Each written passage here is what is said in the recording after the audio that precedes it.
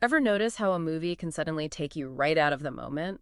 Oh, totally. Like you're invested in the story and then bam, something just feels off. Yeah, like a totally wrong detail. Happens to me all the time. Right, it's like you're watching a historical drama and there's a digital clock radio on the bedside table. Or like a super modern art piece just hanging out in a dusty old detective's office. Hmm. Jarring. Totally. It's wild how our brains pick up on that stuff even if we don't consciously realize it. It's like subconscious set design critique. We're all critics. Exactly. And it makes you appreciate all the thought that goes into getting those details right. Oh, absolutely. Which is why today we're digging into a role that's all about creating that authenticity, Okay, I'm intrigued. the set buyer. And our guide for this deep dive is RoleCatcher and their awesome career guide on, well, set buyers. I've heard of RoleCatcher.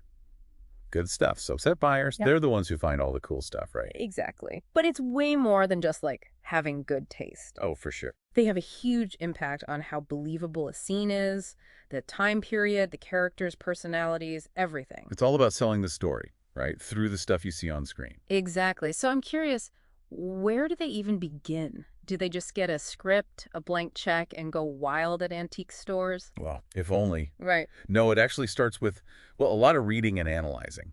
Oh, so like homework.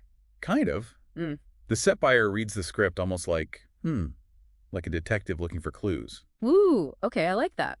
They're searching for clues about what objects and what kind of vibe each scene needs. Exactly. They have to figure out what objects belong in that world, in that time, with those characters. So they're like the Sherlock Holmes of props, but instead of a magnifying glass, they've got a bottomless budget. Huh.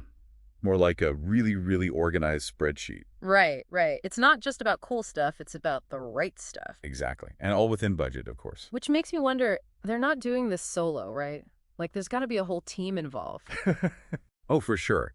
It's super collaborative. The set buyer works really closely with the production designer. Right. The production designer is the one who has the overall vision for the film's look. Exactly. They're like the grand architect of the aesthetic, and the set buyer helps them bring that vision to life. So a lot of back and forth brainstorming sessions, making sure everyone's on the same page. Totally. And that's where being a good communicator is key. You know, a set buyer might need to really advocate for a specific prop. Oh, interesting. Like, explain why it's totally crucial to the scene or the character. Exactly. Or, sometimes budgets are tight, so they need to be creative and find workarounds. Okay, so now I'm picturing this. Frantic phone calls, last-minute runs to antique shops, maybe even like bidding wars at auctions. Am I close? You're getting warmer. Those things definitely happen. But RoleCatcher mentions that tech has shaken things up a bit. Oh, right. It's not just dusty antique shops anymore. Exactly. They still play a role. But nowadays, set buyers are using all sorts of cool tech, too. Like, what, 3D printing, VR, holograms? Think a little less sci-fi, a little more practical. 3D printing is huge, though. Oh, I can see that. Yeah, if they need a super specific one-of-a-kind piece, they can sometimes just, print it out. That is so cool. It's like they get the best of both worlds, the thrill of the hunt for those unique finds, and the precision of technology. Totally. And it means things can get done a lot faster, which is essential in the film world. Right. Time is money and all that. But all this new tech, it must mean constantly learning and adapting. Oh, 100%. Tech in this field changes so fast, so a good set buyer is always on top of the latest tools. But But what? they can't just rely on tech alone.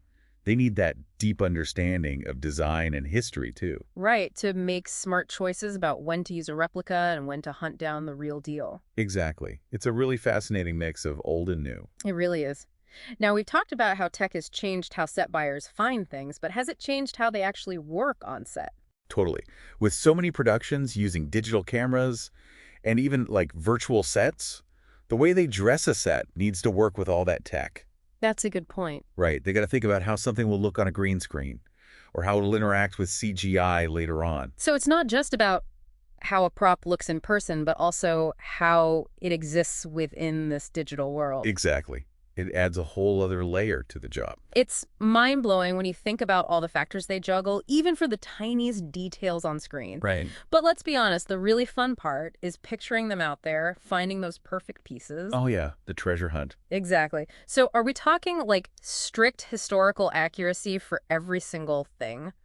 Well, it kind of depends on the project. you know? Okay, that makes sense. For historical dramas, accuracy is everything. Yeah. Every detail matters, from the silverware to the buttons on a uniform. Oh, wow, I can imagine. That must be so much pressure. RoleCatcher had this one example. The set buyer had to find, get this, historically accurate chamber pots.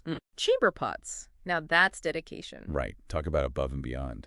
I can only imagine the research that went into those chamber pots. So what about, like, sci-fi or fantasy? They must have a bit more creative freedom. Oh, totally. For those genres, it's all about, like, letting their imaginations run wild. Yeah, they're not bound by history, so they can really experiment. Exactly. Shapes, textures, materials, the sky's the limit. They basically get to create whole new worlds. And even in more, I don't know, everyday settings, they can still put their own spin on things. Oh, absolutely. Like, they might use props to, hint at a character's personality or their past. Subtle, but so effective. Right. RoleCatcher talked about this one set buyer who used all these warm colors and comfy furniture for this family drama. Oh, to create that cozy, lived-in feeling. Yes.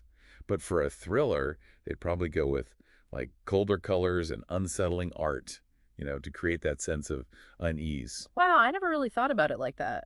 They're basically visual storytellers. Exactly. They add these layers of meaning through the stuff you see on screen. It's incredible. But speaking of stories, what about the challenges? RoleCatcher must have some good ones about, like, last-minute disasters. Oh, yeah, tons.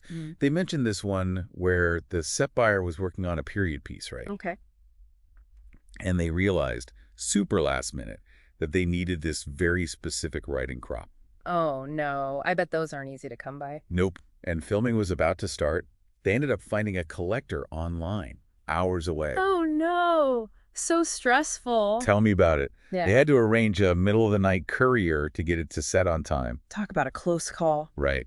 Definitely sounds like you need to think on your feet in this job and have some serious problem-solving skills. For sure. And not just for finding things, but also for safety. RoleCatcher mentions that a lot, especially with, like, antiques or potentially dangerous props. Oh, yeah, absolutely. Safety is huge. Right. Antique firearms are like a whole other level of responsibility. Oh, I bet. Even if they're just props, they have to be checked by a weapons expert to make sure they're, totally safe. Right. Can't have any accidents on set.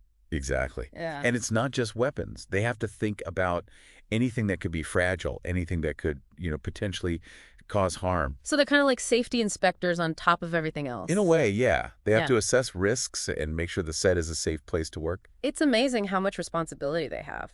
But safety aside, I imagine sometimes the challenge isn't just finding the right prop, but actually, making it exist in the first place. Oh, all the time. Directors can be pretty imaginative. That's one word for it. Right. So sometimes they need something that doesn't even exist, and it's up to the set buyer to figure it out. Oh, wow.